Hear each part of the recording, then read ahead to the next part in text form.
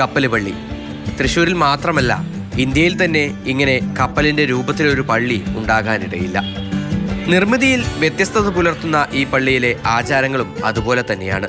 പള്ളിയിലെ തിരുനാളിനോടനുബന്ധിച്ചാണ് ഈ പൂക്കളുടെ വിതരണം. കണ്ടാൽ ആർക്കും ഇഷ്ടം തോന്നുന്ന പല വർണ്ണത്തിലുള്ള റോസപ്പൂക്കൾ വരുന്നവർക്കെല്ലാം വിതരണം ചെയ്യും. പ്രായമോ മതമോ വലുപ്പ ചെറുപ്പങ്ങളോ ഇല്ലാതെ എല്ലാ കൈകളിലും റോസപ്പൂക്കൾ. നമ്മുടെ കൊച്ചുരശ്യ പുണ്യാളത്തി സകനങ്ങൾ ഏറ്റുവാങ്ങുന്ന സമയത്ത് ആൾക്കൊരു ദർശനം കിട്ടുന്നുണ്ട്. അതായത് ഇനി എന്തോരം സകനങ്ങൾ ഏറ്റെടുത്താലും നിങ്ങൾക്ക് സ്വർഗത്തിൽ നിന്ന് റോസാപ്പൂ വർഷിക്കുമെന്ന്. അതിൻ്റെ ഐതിഹ്യത്തിൻ്റെ ഭാഗമായിട്ടാണ് നമ്മൾ ഈ റോസാപ്പൂവ് വിതരണം ചെയ്യുന്നതും. നമ്മൾ 2-3 ദിവസങ്ങളായിട്ട് കൊടുക്കും. ആയിരക്കണക്കിന് പൂക്കൾ ബംഗളൂരുവിൽ നിന്ന് ഇടവകക്കാർ നേരിട്ടെത്തിക്കുകയാണ് പതിവ്. വർഷങ്ങളായി ഈ ആചാരം തുടരുന്നു. നൽകിയ പൂക്കൾ പ്രാർത്ഥനയ്ക്ക് ശേഷം വീട്ടിൽ സൂക്ഷിക്കുകയാണ് വിശ്വാസികൾ ചെയ്യുക. ഇരിങ്ങാലക്കുട ബിഷപ്പ് മാർ പോളി കണ്ണൂക്കാടൻ തിരുനാൾ ചടങ്ങിന് മുഖ്യ കാർമ്മികത്വം വഹിച്ചു. മാതൃഭൂമി ന്യൂസ്, തൃശൂർ.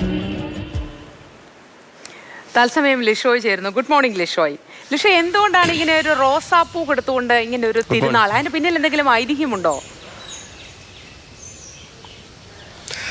തീർച്ചയായും അതാണ് ഈ കൊച്ചി ത്രേസ്യ പുണ്യവതിയുടെ ഒരു കാര്യം. ആ പള്ളിയുടെ ട്രസ്റ്റി പറഞ്ഞു കേട്ടില്ലേ, അതായത് കൊച്ചി ത്രേസ്യ പുണ്യവതി എത്രയൊക്കെ സഹനങ്ങൾ ഏറ്റുവാങ്ങിയാലും സ്വർഗത്തിലെത്തിയാൽ നിങ്ങൾ ഈ റോസാപ്പൂ വാരി വിതറും എന്നുള്ള ഒരു ഐതിഹ്യം, അല്ലെങ്കിൽ അത് അങ്ങനെ ഒരു വിശ്വാസം ഉണ്ട്, അങ്ങനെ ഒരു വെളിപാട് ലഭിച്ചു എന്നുള്ളതാണ് ഇതിവിടെ ഒരു ഐതിഹ്യം.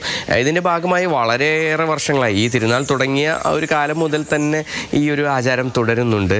അവിടെ എത്തുന്ന എല്ലാവർക്കും കയ്യിൽ റോസാപ്പൂ നൽകുകയാണ്. അമ്മമാരാണ് ഈ റോസാപ്പൂ നൽകാനായി ആ പള്ളിയുടെ കവാടത്തിൽ തന്നെ നിൽക്കുന്നത്. കവാടത്തിൽ തന്നെ നിന്ന് ആ പള്ളിയുടെ കോമ്പൗണ്ടിലേക്ക് കടക്കുന്ന എല്ലാവർക്കും ഇത്തരത്തിൽ ഈ റോസാപ്പൂ നൽകുകയാണ് ചെയ്യുന്നത്. അങ്ങനെ ഈ റോസാപ്പൂവുമായി പള്ളിയുടെ അങ്കണത്തിലേക്ക് വരുന്നു. അങ്കണത്തിലെത്തിയ ശേഷം അവിടെ ഒരു പ്രാർത്ഥനാ ചടങ്ങുകളൊക്കെയുണ്ട്. അതിന് വെഞ്ചിരിപ്പെല്ലാം തന്നെ കഴിഞ്ഞതിന് ശേഷം ഈ റോസാപ്പൂവുമായി മടങ്ങി പോവുകയാണ് ചെയ്യുന്നത്. ഇപ്പോൾ കാലം കുറച്ച് കടന്നു പോയപ്പോൾ പണ്ടൊക്കെ സാധാരണ നാട്ടിൻപുറങ്ങളിൽ കിട്ടുന്ന റോസാപ്പൂവാണ് നൽകിയിരുന്നെങ്കിൽ ഇപ്പോൾ അത് കുറച്ചുകൂടി വിപുലപ്പെടുത്തി ബംഗളൂരുവിൽ നിന്നെല്ലാം എത്തുന്ന നല്ല, അതായത് നമ്മുടെ നാട്ടിലെല്ലാം തന്നെ ഈ ഡെക്കറേഷനൊക്കെ കാണുന്ന രീതിക്ക് ക്വാളിറ്റി കുറച്ച് കൂടിയ തരത്തിലുള്ള റോസാപ്പൂക്കളാണ്. ഈ റോസാപ്പൂ വാങ്ങാൻ വേണ്ടി മാത്രം എത്തുന്ന ഒരുപാട് ആളുകളുണ്ട്. അവിടെ എത്തുന്ന അങ്ങനെ പ്രത്യേകിച്ച് ഒരു വേർതിരിവോ ഒന്നുമില്ല. ആര് വന്നാലും ഏത് വിഭാഗത്തിൽപ്പെടുന്ന ആളുകൾ വന്നാലും ഈ പൂക്കൾ നൽകിയാണ് അവരെ സ്വീകരിക്കുക എന്നുള്ളതാണ് ഏറ്റവും പ്രധാനപ്പെട്ട കാര്യം. വളരെയേറെ സന്തോഷം നൽകുന്ന ഈ പൂക്കൾ കൈപിടിച്ച് നിൽക്കുമ്പോൾ എല്ലാവരുടെയും മുഖത്തുള്ള ഒരു പുഞ്ചിരി എന്ന് പറയുന്നത്, അതിനോടുള്ള ഒരു സ്നേഹം എന്ന് പറയുന്നത്, അതൊരു വേറെ തന്നെയാണ്. വേറെ എന്ത് വസ്തുക്കൾ നൽകിയാലും, നമുക്ക് ഒരുപക്ഷെ എത്ര വിലപിടിപ്പുള്ള വസ്തുക്കൾ നൽകിയാലും, പക്ഷേ ഈ ഒരു പൂ നൽകുന്ന ഒരു ഫീല് കിട്ടിയെന്ന് വരില്ല. അത്തരത്തിൽ എല്ലാവരുടെയും, കുഞ്ഞുമക്കളുടെയും മുതിർന്നവരുടെയും എല്ലാവരുടെയും മനസ്സിൽ അതുപോലെ തന്നെ മുഖത്തും ഉണ്ടാകുന്ന ഒരു സന്തോഷം ഒരു വേറെ തന്നെയാണ് അവിടെ എത്തുമ്പോൾ.